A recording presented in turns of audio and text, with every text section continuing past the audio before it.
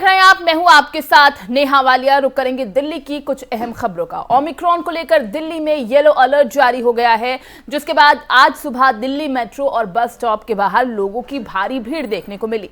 यात्रियों को metro station के बाहर लंबी लाइंस में देखने को हम देख पा रहे थे। बताते चलें कि दिल्ली में लगातार बढ़ रहे कोरोना और उसके नए वेरिएंट ओमिक्रॉन के कारण दिल्ली सरकार ने अब पाबंदियां लागू कर दी हैं, जिसके तहत मेट्रो और बसों में 50% क्षमता के साथ यात्री अब सफर कर पाएंगे। तरुणिमा श्रीवास्तव जी हैं आप प्रवक्ता, हमारे साथ। बहुत बहुत स्वागत है आपका एफएम न्यूज में। तरुणिमा जी, सबसे पहला सवाल यही है कि कोरोना के मामले जिस तरह से अब एक बार फिर रफ्तार पकड़ चुके हैं, ऐसे में हम देख रहे हैं कि कई तरह की पाबंदियां लागू कर दी गई है। दिल्ली में येलो अलर्ट भी जारी कर दिया गया है, लेकिन हम ये भी देख पा रहे हैं कि मेट्रो और बसों में सफर करने वाले यात्रियों को कितनी ज्यादा परेशानियों का सामना करना पड़ रहा है। लंबी लंबी कतारों में घंटों लगा रहना पड़ रहा है। तो ऐसे में उसका क्या कोई विकल्प है कोई और, ताकि उन्हें परेशानी ना हो, वो समय से ऑफिस पहुंच पाए या जो भी उनका वर्क प्लेस है वहां पहुंच पाए? देखिए, दिल्ली सरकार कोई भी रणनीति तैयार करती है तो वो जनता के भलाई के लिए करती है। बिल्कुल बिल्कुल। हम कोरोना से लड़ने के लिए 10 गुना से ज्यादा तैयारी के साथ हम उतरे हैं इस बार। और जनता को जो परेशानी हो रही है, उस परेशानी से अगर हम बच सकते हैं तो अपनी जान को बचा लीजिए, क्योंकि अगर हम इस गाइडलाइन का इस्तेमाल नहीं करेंगे जो सरकार ने लागू किया है दिल्ली में, तो हम अपनी जान से हाथ गंवा सकते हैं। तो पहले इंसान की जिंदगी जरूरी है ना, अपने आसपास के लोगों को जिंदा रखना जरूरी है। सरकार का ये दायित्व है कि वो अपनी जनता को खुशहाल रखे, उसका बचाव कर सके। तो जनता को भी समझना चाहिए कि वो सरकार की गाइडलाइन पर खरे उतरे, और जितनी भी गाइडलाइन हुई है, कर्फ्यू है, आपकी नाइट कर्फ्यू है, दुकान जो है ऑड इवन में खुलेगी, आप रेस्टोरेंट और बार जो है 50% पे खुलेंगे। ये बहुत छोटी छोटी चीजें जो सरकार ने नियम लागू किए हैं, ये जनता की भलाई के लिए किए हैं और ये स्वागत योग्य है और इसे जनता को अपनाना भी चाहिए। और मैं ये कहना चाहती हूँ कि और जो राज्य हैं उन्हें भी अपनाना चाहिए। तरुणिमा जी, आपने तो पीछे कोरोना में जो देखा था जी, वो बहुत ही जो है भयंकर था, लोग बहुत डरे हुए थे।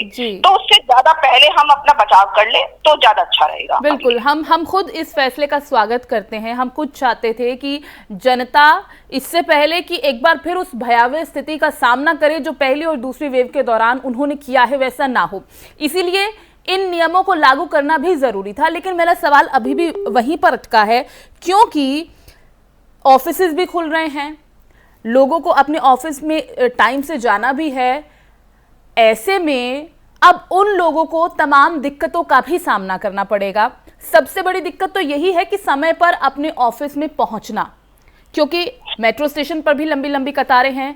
ट्रैवलिंग के लिए अब जो गाइडलाइंस नई जारी की गई हैं, उसमें सिर्फ यही हम चाहते हैं कि कुछ ऐसा समाधान भी निकाला जाना चाहिए ताकि अगर लोगों को अपने काम पर जाना है तो उनके सामने ये जो तमाम परेशानियां आ रही हैं उनका भी समाधान हो पाए। क्या इसका कोई विकल्प नहीं समाधान निकल पाएगा? तो मैं इसमें जनता से अपील करूंगी कि वो समय से अपने घर से निकले। पहले अगर वो आधे घंटे पहले निकलते थे तो वो 1-1.5 घंटे पहले निकले, क्योंकि जान पहले जरूरी है। आप जिंदा रहेंगे तो और काम कर पाएंगे या ऑफिस जा पाएंगे। तो इसलिए पहले घर से निकले, जिससे आराम से थोड़ी देर भी हो तो अपना टाइमली जो आपका टाइम हो ऑफिस का वो टाइम से पहुंच जाए। और स्कूल कॉलेज तो आपको मालूम है बंद कर दिए हैं सरकार ने। तो मेरे ख्याल से कि काफी 25-30% तो आपकी भीड़ यही खत्म हो गई जब आपके स्कूल और कॉलेज बंद हो गए बच्चों के। खैर, ऑफिस जो है ये बड़ा मुद्दा नहीं है, लोग अपनी गाड़ियों से जा सकते हैं और इससे नहीं, लगातार हम तस्वीरें भी दिखा रहे हैं। तरुणिमा जी तस्वीरें दिखा रहे हैं और तस्वीरें बयां कर रही है कि लोगों के सामने समस्याएं हैं, लंबी लंबी कतारें लगी हुई हैं, भीड़ कम। जी, हम सराहना करते हैं, हम स्वागत भी करते हैं आपके फैसले का, हम बिल्कुल साथ हैं। 2-4 दिन में ये भी सेटल हो जाएगा। आपने अभी मुझसे 1 दिन 2 दिन पहले पूछा था, आपने कहा क्या गाइडलाइन दिल्ली ला रही है, दिल्ली सरकार ला रही है, तो मैंने कहा था आपको 1 वीक में आपको जल्दी मिल जाएगा और आपको 24 घंटे का भी वेट नहीं करना पड़ा। और चलिए, सरकार ने गाइडलाइन चलिए ठीक है, आप कह रहे हैं 2 से 3 दिन में इस समस्या का भी समाधान होगा। बहुत बहुत शुक्रिया आपका हमारे साथ जुड़ने के लिए। तो जैसा कि तमाम नई गाइडलाइंस जारी की गई हैं और तरुणिमा जी जो हमारे साथ जुड़ी, आप प्रवक्ता, उनका ये कहना था कि जिस तरह से नई गाइडलाइंस जारी कर दी गई है ये सिर्फ और सिर्फ जनता की भलाई के लिए है, क्योंकि जान है तो जहान है। इसलिए अगर आप अपने आप को सुरक्षित चाहते हैं तो आपको इन गाइडलाइंस को फॉलो करना बहुत ज्यादा जरूरी है। और हम भी यही कहेंगे कि इन गाइडलाइंस को आप फॉलो करें, लेकिन आप सतर्क भी रहें, अलर्ट भी रहें। खैर, कहा यह भी गया है कि 2 से 3 दिन में इन समस्याओं का भी समाधान होता हमें नजर आएगा। 2 तस्वीरें हैं आपके सामने मेट्रो स्टेशन और बस स्टैंड की, जिन तस्वीरों की हम बात कर रहे थे। देखिए जरा, और यहां पर देखकर आप अंदाजा लगाइए कि जहां पर नई गाइडलाइंस जारी की गई है वहां पर लोगों को किस तरह से समस्याओं का सामना करना पड़ रहा है।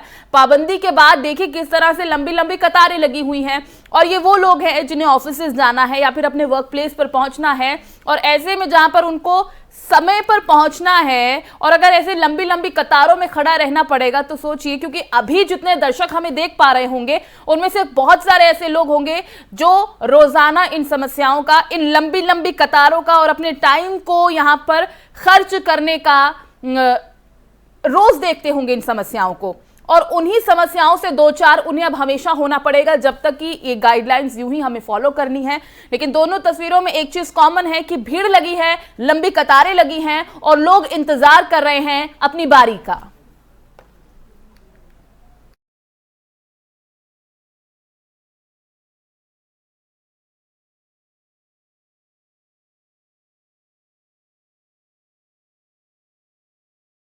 खैर, कोरोना संक्रमण की बढ़ती रफ्तार के कारण दिल्ली में येलो अलर्ट जारी कर दिया गया है। ऐसे में हम आपको बताते हैं कि आखिर येलो अलर्ट के बाद दिल्ली में किन किन चीजों पर पाबंदियां हैं।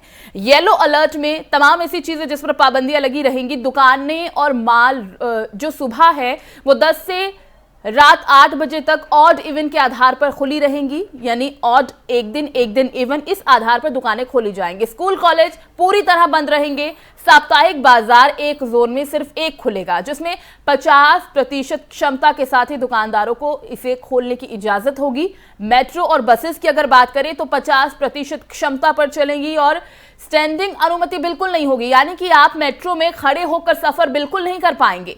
रात 10 बजे से लेकर सुबह 5 बजे तक नाइट कर्फ्यू रहेगा, यानी रात 10 बजे से 5 बजे तक जैसा पहले हम इन रूल्स को फॉलो करते थे वो करना होगा। रेस्टोरेंट 50% क्षमता के साथ सुबह 8 बजे से रात 10 बजे तक खुलेंगे। बार जो है वो भी 50% क्षमता के साथ दोपहर 12 से रात 10 बजे तक खुले रहेंगे। Cinema hall, multiplex, banquet hall, spa, gym और एंटरटेनमेंट पार्क पूरी तरह बंद रहेंगे।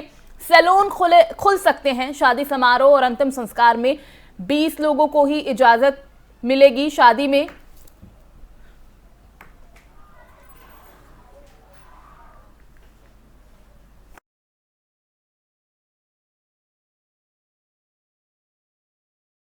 और धार्मिक स्थल खुले रहेंगे, लेकिन श्रद्धालुओं की एंट्री पर पाबंदी रहेगी। सांस्कृतिक और खेल एक्टिविटीज पर पूरी तरह से पाबंदी है। यानी येलो अलर्ट को लेकर जो भी तमाम पाबंदियां हैं वो हमने ग्राफिक्स के जरिए आपको समझाने की कोशिश की है। लेकिन एक बार फिर बता दें कि स्कूल और कॉलेज पूरी तरह से बंद रहेंगे और बाजार जो है, साप्ताहिक बाजार एक जोन में सिर्फ एक ही बाजार खुलेगा, वो भी 50% क्षमता के साथ। मेट्रो और बसेस में भी आप 50% क्षमता के साथ ही चलेंगे, लेकिन आपको खड़े होकर इसमें ट्रैवल करने की अनुमति बिल्कुल नहीं होगी। बढ़ते आगे, केंद्रीय स्वास्थ्य मंत्री डॉक्टर मनसुख मंडाविया का नीट पीजी 2021 की काउंसलिंग जल्द कराने का आश्वासन के बाद अब Delhi AIIMS resident doctors association ने अपनी हड़ताल वापस लेने का फैसला कर लिया है। आज एम्स दिल्ली के डॉक्टर्स अपनी हड़ताल खत्म कर देंगे। उनकी तरफ से जारी बयान में कहा गया कि अस्पताल में सभी सेवाएं सामान्य रूप से जारी रहेंगी, वहीं फॉडा की हड़ताल अभी भी जारी रहेगी। दरअसल बीते सोमवार दिल्ली में नीट पीजी काउंसलिंग की मांग को लेकर निकाले गए पैदल मार्च के दौरान रेजिडेंट डॉक्टर और पुलिस के बीच झड़प होती दिखाई दी थी, जिसमें कई पुलिसकर्मी समेत डॉक्टर्स घायल हुए थे।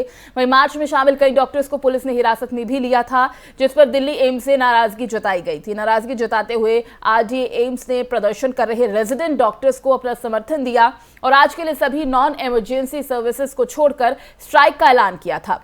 स्वास्थ्य मंत्री ने रेजिडेंट डॉक्टर से मुलाकात कर पुलिस की तरफ से की गई कार्रवाई की निंदा की और नीट पीजी काउंसलिंग डेट पर भी आश्वासन दिया है, जिसके बाद एम्स आरडी की तरफ से आज होने वाली स्ट्राइक का कॉल ऑफ हो गया है। बताते चले रेजिडेंट डॉक्टर्स पिछले कुछ दिनों से अपनी मांगों को लेकर विरोध प्रदर्शन कर रहे हैं।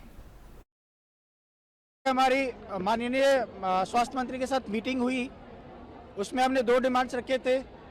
एक तो नीट पीजी काउंसलिंग का डेट जल्द से जल्द कराने के लिए, तो उसमें उन्होंने यही कहा कि 6 तारीख को जो कोर्ट में हियरिंग है वो पूरी कोशिश करेंगे कि उस दिन काउंसलिंग की डेट आ जाए। दूसरी, जब जो कल हुआ रेजिडेंट डॉक्टर्स को पुलिस वालों ने मारा, उन्हें गाली दी, उसके लिए हमने कहा कि हमें एक अपॉलॉजी चाहिए उनके तरफ से, दिल्ली पुलिस की तरफ से, और हम माननीय मंत्री साहब की तरफ से कोई भी स्टेटमेंट नहीं आया इसके लिए जो ब्रूटली हमारे रेजिडेंट डॉक्टर्स को मारा गया है। तो ये भी उन्होंने खेद जताया इसके लिए, और रिटर्न अपॉलॉजी के लिए भी उन्होंने बोला है कि वो भी मिल जाएगा। तो उसके बाद हम वहाँ से वापस आए हैं और अब अभी हमारी मीटिंग होगी सारे आरडीएस के साथ, उसके बाद हम डिसाइड करेंगे कि हमें आगे क्या करना है। अभी तक स्ट्राइक चल रही है, FIR भी हुई है, तो उसको आप कैसे देखते हैं? उन्होंने कहा कि अगर FIR होगी तो उसे रद्द करा देंगे, वो खत्म करा देंगे। FIR का हमारे पास कोई कॉपी नहीं है, हमें पता नहीं FIR में क्या है, नहीं हमें मालूम नहीं है, हमारे पास कोई। बढ़ते आगे, दिल्ली आपदा प्रबंधन प्राधिकरण कोरोना वायरस के ओमिक्रॉन वेरिएंट से पैदा हुए खतरे की समीक्षा करने और दिल्ली में कोविड-19 महामारी की स्थिति पर चर्चा करने के लिए उपराज्यपाल अनिल बैजल की अध्यक्षता में बुधवार शाम 4 बजे अपनी अहम बैठक करेगा। एक आधिकारिक नोटिस में यह जानकारी दी गई। डीडीएमए द्वारा मंगलवार को जारी नोटिस में कहा गया कि शहर में कोविड-19 के मामले बढ़ने के चलते ग्रेडेड रिस्पॉन्स एक्शन प्लान की क्रियान्वयन का भी बैठक में जायजा लिया जाएगा। बैठक वीडियो कॉन्फ्रेंसिंग के जरिए होगी, जिसमें मुख्यमंत्री अरविंद केजरीवाल, उप मुख्यमंत्री मनीष सिसोदिया, स्वास्थ्य मंत्री सत्येंद्र जैन, मुख्य सचिव विजय देव, नीति आयोग के सदस्य डॉक्टर वीके पॉल, राजस्व मंत्री कैलाश गहलोत, राष्ट्रीय आपदा प्रबंधन प्राधिकरण के संयुक्त सचिव, दिल्ली सरकार के स्वास्थ्य और गृह विभागों के सचिव और विशेषज्ञ इसमें शामिल होंगे। बैठक का एजेंडा दिल्ली में कोविड-19 से जुड़ी स्थिति की समीक्षा करना और ओमिक्रॉन के बढ़ते मामलों के मद्देनजर तैयारियों पर चर्चा करना है।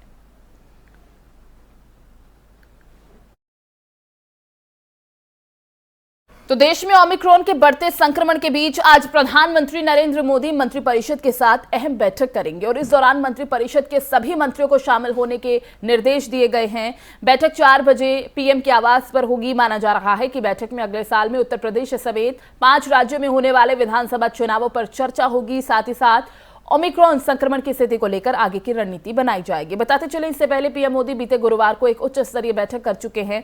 इस बैठक में पीएम ने अधिकारियों को ज्यादा सतर्कता बरतने की सलाह दी थी।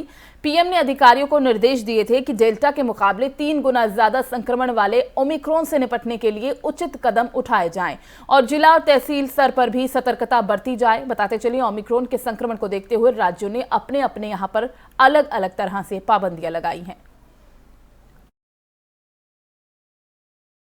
भारत में कोविड-19 के ओमिक्रॉन वेरिएंट के लगातार बढ़ते असर को देखते हुए केंद्रीय स्वास्थ्य और परिवार कल्याण मंत्रालय ने आज बुधवार को बताया, देश में ओमिक्रॉन संक्रमित मरीजों की संख्या बढ़कर 781 पर जा पहुंची है। ओमिक्रॉन संक्रमण भारत के 21 राज्यों में फैल चुका है। इनमें सबसे ज्यादा 238 मरीज दिल्ली में मिले हैं और 167 मामलों के साथ महाराष्ट्र दूसरे नंबर पर है। इसी तरह गुजरात, केरल, तेलंगाना, राजस्थान, कर्नाटक, तमिलनाडु, हरियाणा और पश्चिम बंगाल में ये नया वेरिएंट फैलने लगा है। हालांकि अच्छी बात यह है कि इनमें 241 मरीज ठीक भी हुए हैं और इलाज के बाद उन्हें छुट्टी मिल गई है।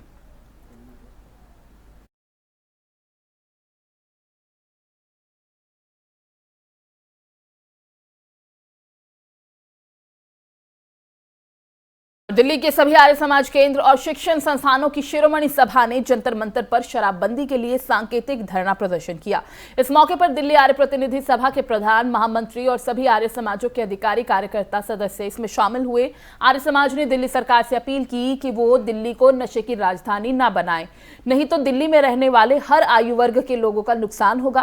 प्रदर्शन में दिल्ली प्रदेश अध्यक्ष आदेश गुप्ता समेत तमाम बीजेपी नेता शामिल हुए और इस विरोध प्रदर्शन का समर्थन किया। आदेश गुप्ता भी इसमें शामिल हुए। देखिए, आर्य समाज की इस पहल को मैं स्वागत करता हूं कि दिल्ली में आर्य समाज हो, जैन समाज हो, सिख समाज हो, मुस्लिम समाज हो, हर समाज आज दिल्ली में नई शराब की नीति जो केजरीवाल सरकार लाई है उसका विरोध करती है, क्योंकि ये नई शराब की नीति दिल्ली के युवाओं को और ज्यादा शराबी बनाने के लिए है, नशे में लाने के लिए है। और मैं आज के इस जंतर मंतर पर जो आंदोलन आर्य समाज ने किया है, भारतीय जनता पार्टी आने वाले दिनों में दिल्ली के अंदर एक जन आंदोलन खड़ा करेगी और दिल्ली में एक भी नई शराब की दुकान नहीं हम खुलने देंगे। दिल्ली को शराब नगरी नहीं बनने देंगे। दिल्ली के मुख्यमंत्री केजरीवाल जो अपनी स्वराज पुस्तक में नशाबंदी और भ्रष्टाचार के खिलाफ की बात करते थे, और वही मुख्यमंत्री जब दिल्ली में उनकी सरकार आ गई तो वो नई शराब की दुकानें खोल रहे हैं। दिल्ली एनसीआर के इस खास बुलेटिन में फिलहाल बस इतना ही। बाकी खबरों के लिए आप बने रहिए FM न्यूज के साथ। मुझे दीजिए इजाजत। नमस्कार।